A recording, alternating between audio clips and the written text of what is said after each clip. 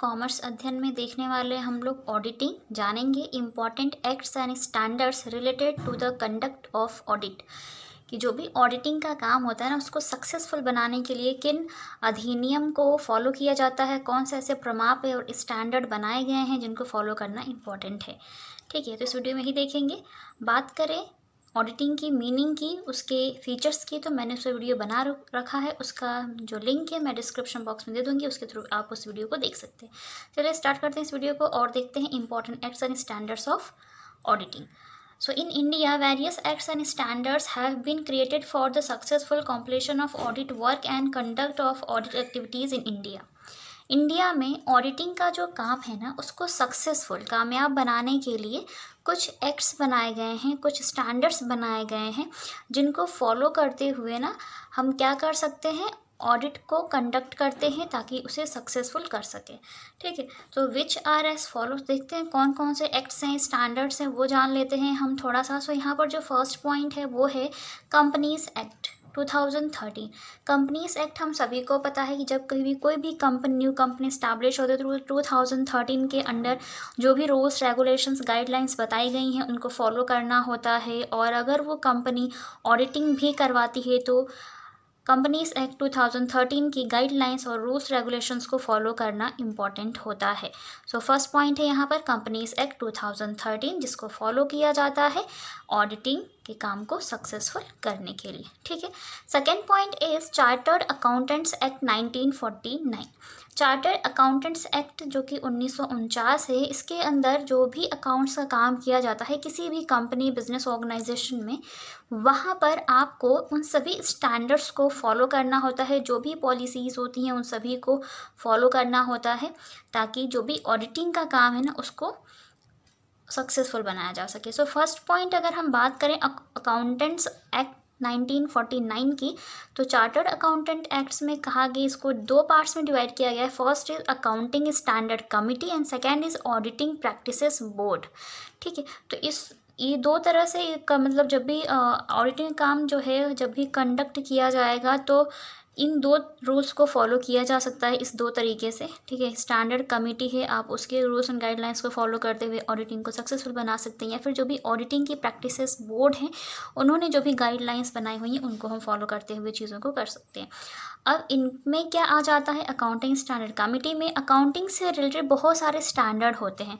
जैसे कि accounting standard 29 हैं टोटल, तो आप उसको देख सकते हैं। उसमें अलग अलग स्टैंडर्ड्स अलग अलग पॉइंट ऑफ व्यू से बनाया गया है। लाइक डेप्रिसिएशन के लिए किस तरह से चीज़ों को हमें फॉलो करना है, कोई भी क्लोजिंग स्टॉक का वैल्यूएशन है तो वो कैसे करना है, किसी भी एसेट्स को डिस्क्लोज कैसे करना है, प्रॉफिट एंड लॉस के लिए क्या होगा, बहुत सारी चीज़ें हैं वहाँ पर, स्टैंडर्ड्स हैं। अगर आप मुझे कहेंगे तो मैं उन अकाउंटिंग स्टैंडर्ड को भी डिटेल में आपको समझाऊंगी।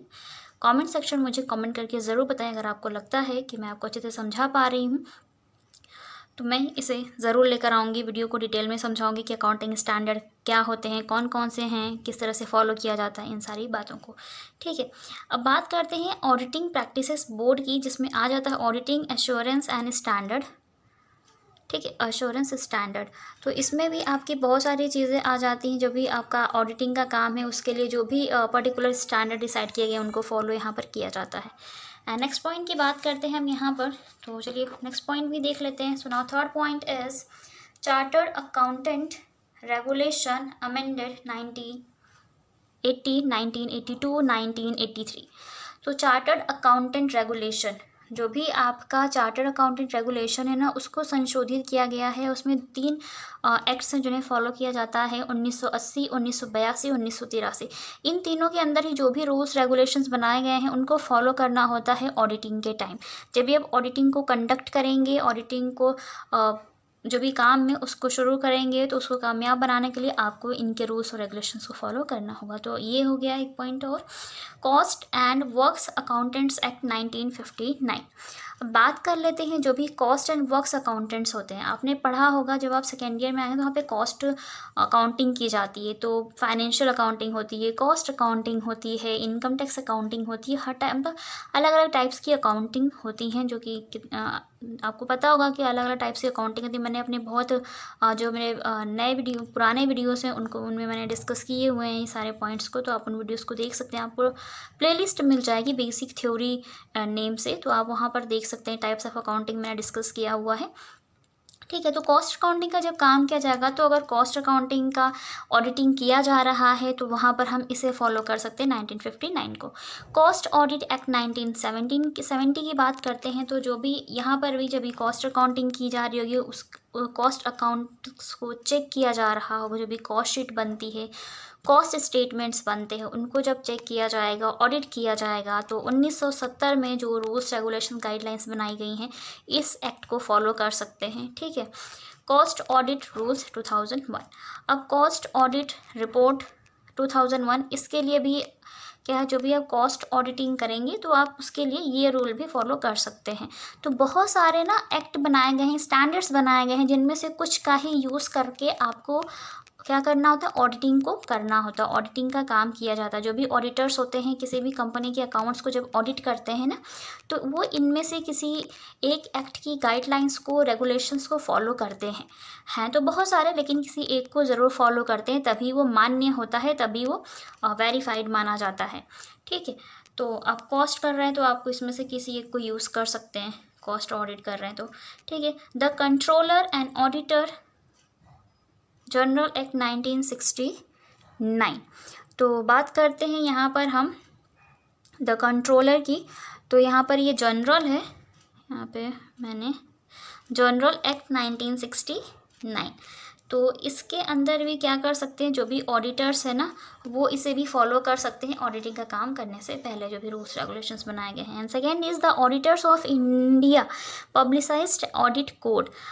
और जो कोड बनाया गया है ना, किसी भी हमारे देश के जो भी ऑडिट हैं उसको पब्लिश करते हैं, जो भी ये चीज़ें, तो इनके रूल्स रेगुलेशन को भी फॉलो कर सकते हैं। तो मैंने बस यहाँ पे आपको पॉइंट डिस्कस किया है हुआ है कि किन एक्ट्स को एंड स्टैंडर्ड्स को फॉलो किया जाता है ऑडिटिंग को सक्सेसफुल बनाने के लिए इंडिया में। ठीक है, सेंट्रल गवर्नमेंट ऑर्डिनेंस, जो भी हमारी गवर्नमेंट है ना, केंद्रीय सरकार है, वो जो अध्यादेश जारी करता है उसको फॉलो करते भी हम कर सकते हैं।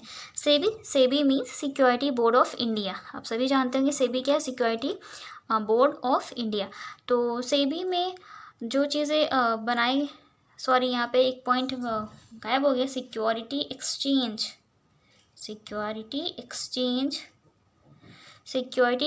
Board of India. तो security exchange board of India में जो सेंटेंस नंबर 49 है ना, उसमें जो बात कही गई, सेंटेंस में जो बात कही गई है, क्लॉज में बात कही गई, उसको फॉलो किया जा सकता है अगर कुछ सेबी से रिलेटेड ऑडिटिंग की जा रही है। तो कोर्ट जजमेंट की बात करें तो कोर्ट की जो आपका न्यायालय होता है ना, उसका जो निर्णय होता है, उसका जो डिसीज़न होगा कि किस तरह से ऑडिटिंग को सफल बनाने के लिए काम किया जाना चाहिए, तो उनके उस जजमेंट को या उनके निर्णय को फॉलो किया जाना आवश्यक होता है ऑडिटिंग के टाइम। तो ये कुछ पॉइंट्स है, जब भी ऑडिटिंग की जाएगी तो इन एक्ट्स को, इन स्टैंडर्ड्स को फॉलो किया जाएगा, जो भी उनमें रूल्स रेगुलेशन गाइडलाइंस बनाई गई हैं, बताई गई हैं, उन सभी को फॉलो करना इंपॉर्टेंट है। मुझे उम्मीद है आपको ये सारे पॉइंट्स अच्छे से क्लियर हो गए होंगे, और अगर मैं आपको अच्छे से समझा पाई हूँ तो कमेंट सेक्शन में कमेंट करके ज़रूर बताएं। वीडियो अच्छा लगा तो लाइक ज़रूर करें। चैनल पर नए विजिटर हूँ तो प्लीज़ चैनल को सब्सक्राइब ज़रूर कर लें, बेल आइकन को प्रेस कर लें ताकि आपको आने वाली वीडियोज़ की नोटिफिकेशंस मिलता रहें। और ज़्यादा इन्फॉर्मेशन के लिए, मोटिवेशन के लिए आप मुझे इंस्टाग्राम पर फॉलो कर सकते हैं, मैं उसका लिंक डिस्क्रिप्शन बॉक्स में दे दूँगी ताकि आप आसानी से चीज़ों को समझ सकें। और आपके जो भी डाउट है ना, आप मुझे डायरेक्ट मैसेज कर सकते हैं, कमेंट करके पूछ सकते हैं, जैसे भी आप चाहें वैसे मुझसे अपने डाउट्स क्लियर कर सकते हैं। तो आज की वीडियो में बस इतना ही, मिलते हैं नेक्स्ट वीडियो में, तब तक के लिए बाय बाय।